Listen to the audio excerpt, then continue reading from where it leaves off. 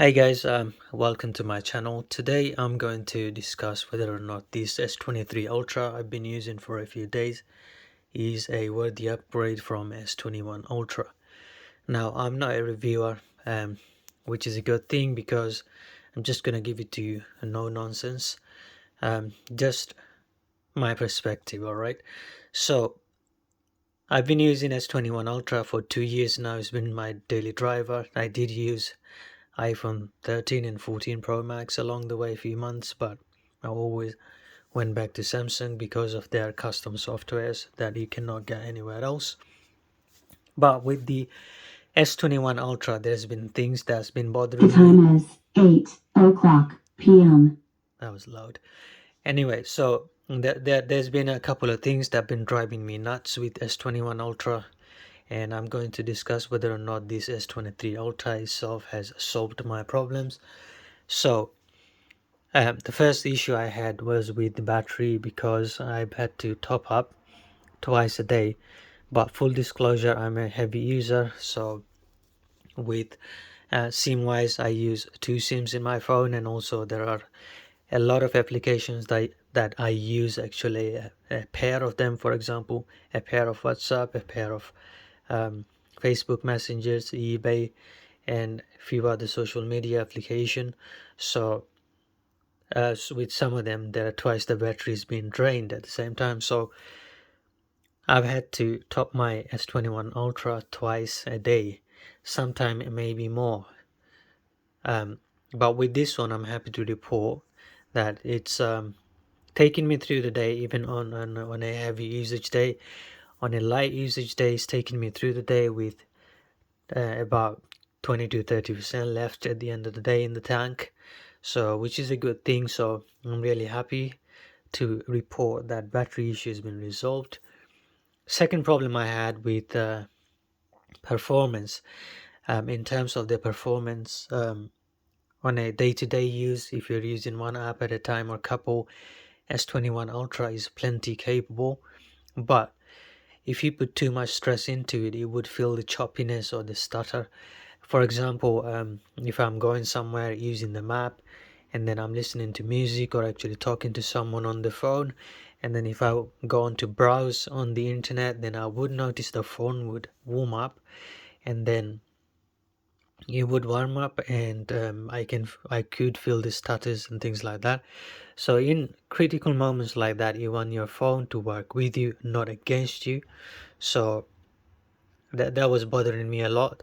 Sometimes it would annoy the hell out of me, but I'm really happy to report that this issue has been resolved with the new processor inside from Snapdragon, I would believe. Now whatever I throw at this phone, it just deals with it.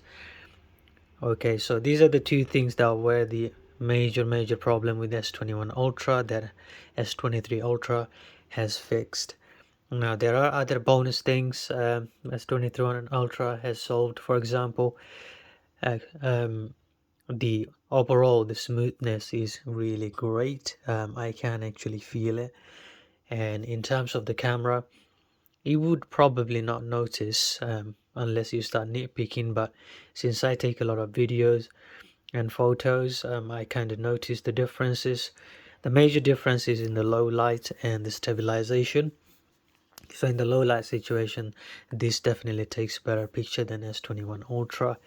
And I live in the UK, and part of the year is mostly dark, so that's a very important thing for us. And in terms of um, stabilization as well, this is really good. There are less shakes. In 10 time, I use zoom a lot, and 10 times or 30 times zoom with the S21 Ultra, sometime I would actually notice the shake in the camera. Somehow the final output would not have any shakes in them, but while recording it was quite really not great to watch. It's been fixed. The haptic is really good as well, which is very important for me because with S21 Ultra sometimes people would ring, and if I'm on the move or I'm walking, I wouldn't even actually feel that someone rang me. And I like almost like most people, I almost all the time have my phone on silent, so if the vibration motor is not good, it's kind of a problem for me because sometimes I expect important calls. So with this one, now whenever there is a call or a message and it's on silent, I can actually feel it, which is a good thing. And I'm hoping I haven't forgotten anything else to mention. There are some criticisms still with the standby drain. It's not great. Last night I went to sleep with 26% of the battery left, and I just thought I would test the standby drain. Unfortunately, I woke up with only 6% left, which is a 20% drain in 6 to 7 hours time, which is not great. Not at the iPhone level. I wish it was between 5 to 7, which would be acceptable. So I'm hoping Samsung fixes that. And also, in terms of heating up, I don't game, so I couldn't tell you how good this would perform in the gaming. I don't run benchmarks either. But this phone, I've been using it for a few days now. It has never even actually felt warm. A lot of the phone, when you transfer the data to this to begin with, everything loads and copies and they heat up. But with this one, I even rendered some 4K footages and it did not even warm up, which is I got a funny story. It reminds me with the S21 Ultra. One time I was trying to render a 4K video and then it was so hot that I couldn't actually touch it. So what I did is actually it gave me a warning that phone's too hot, so I had to render that video. So what I did is I done the rendering again, but I put a water bottle on there with cold water in. It's silly, but it helped. But it just goes on to show how shit the Exynos processor was. But I'm happy to report that heating wise, this hasn't been a problem with this so far. So yeah, overall I'm happy, so I'm gonna keep this phone. A lot of people have been banging on about display and all of that. I haven't noticed any major differences because Samsung panels, even with the S10, they're still beautiful. In the really bright situation, it's like I'm not too sure that there are.